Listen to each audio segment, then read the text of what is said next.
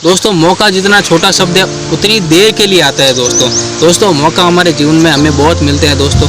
मौके मिलने के बावजूद हम उन मौक़ों को गवा देते हैं। मौका गंवाने के बाद में हमें बाद में पछतावा होता है दोस्तों।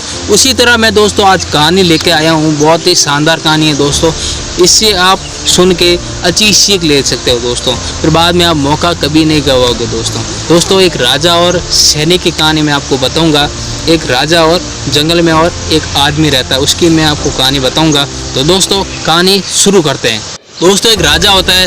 राजा को दोस्तों काफ़ी साल हो गए उनको शिकार किए हुए। तो एक दिन क्या है, राजा बैठे बैठे उनके दिमाग में आता है कि भाई क्यों नहीं मैं शिकार करने के लिए जाऊँ। उनका बहुत ही ज़्यादा मन बन जाता है दोस्तों। फिर बाद में क्या होता है, अपने सैनिकों को बोलता है कि भाई आज क्यों नहीं शिकार करने के लिए चला जाए। फिर बाद में दोनों सैनिक और राजा दोनों जाते हैं शिकार करने के लिए। बहुत सारी सेना होती है और राजा होता है दोस्तों।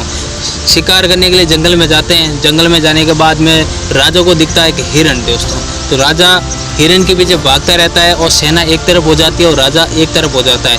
धीरे धीरे शिकार की ओर बढ़ता है राजा, धीरे धीरे हिरण की ओर चला जाता है। फिर बाद में एक सुनसान जगह पे दोस्तों वहाँ पे जाके हिरण कहीं गायब हो जाता है। तो दोस्तों राजा उसके पीछे पीछे भागता है। फिर बाद में राजा को वो हिरण दिखनी बंद हो जाती है दोस्तों।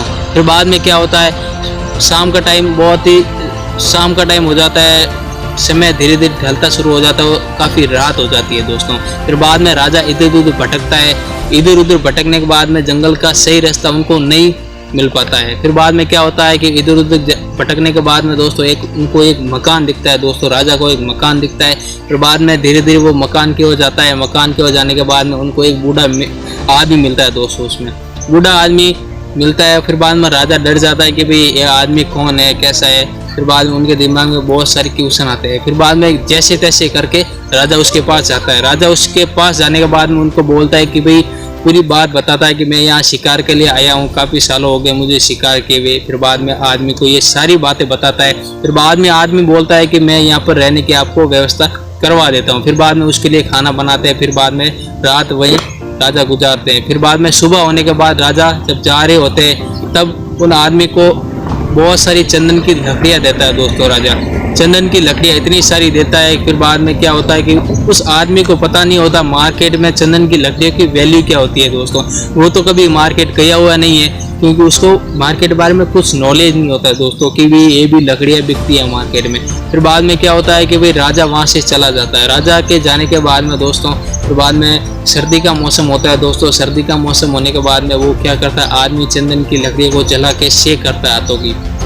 फिर बाद में शरीर की सेक करने के बाद में फिर बाद में 4-5 साल बीत जाते हैं। 4-5 साल बीतने के बाद में राजा सोचता है कि उस आदमी को मैंने चंदन की लकड़ियाँ दी थी, वो बहुत ही बड़ा बन गया होगा दोस्तों।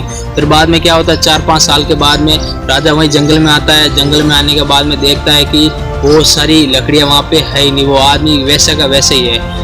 राजा सोचता है कि बहुत बड़ा बन गया होगा, उसके बाद अच्छा मकान बन गया होगा, अच्छी गाड़ियाँ होगी, सब कुछ फैसिलिटी होगी। पर वो क्या है, वैसे के वैसे ही रहता है, गरीब रहता है। तो राजा उसको पूछता है कि मैंने तुझे इतनी चंदन की लकड़ियाँ दी है, उससे तूने क्या किया। फिर बाद में वो सारी बात राजा को बताता है कि मैंने चंदन की लकड़ियों का ये किया। फिर बाद में राजा उसको बोलता है कि भाई तू चंदन की लकड़ियाँ मार्केट में बेच के बहुत ज़्यादा पैसा कमा सकता था, बहुत ज़्यादा तेरे पास पैसा होता, बंगला होता, अच्छी गाड़ियाँ होती। फिर बाद में उसको बहुत ही ज़्यादा पछतावा होता है दोस्तों। पछतावा होने के बाद में एक कोने में जाके रोता है। फिर बाद में वो मौके को गवा देता है। उसी तरह मैं दोस्तों आज मैं बताऊँगा आपको कि भाई आपके पास बहुत सारे मौके आपको मिलते हैं, फिर बाद में आप गवा देते हैं। फिर बाद में आपको पता चलता है ये मौका मेरे लिए बहुत शानदार था। ऐसे ही दोस्तों आपको मौका बिल्कुल नहीं गंवाना है। आपको अच्छा मौका मिले, आपको लगता है इसमें मैं सक्सेस हो सकता हूँ, तो दोस्त उस मौके पर आप लगातार प्रयास कीजिए, तो कभी ना कभी आप सक्सेस हो पाएंगे। थैंक यू सो मच दोस्तों। और दोस्तों इस वीडियो को लाइक करें, कमेंट करें, शेयर करें, उस चैनल को सब्सक्राइब जरूर करें दोस्तों। और सब्सक्राइब करने से क्या होगा कि जो भी मैं वीडियो अपलोड करता हूँ हर वीडियो आप तक पहुँचते रहे, आपको हर चीज़ के बारे में पता चलता रहे, हर वीडियो के बारे में आपको नोटिफिकेशन आपके पास पहुँचती रहे। तो थैंक यू सो मच दोस्तों।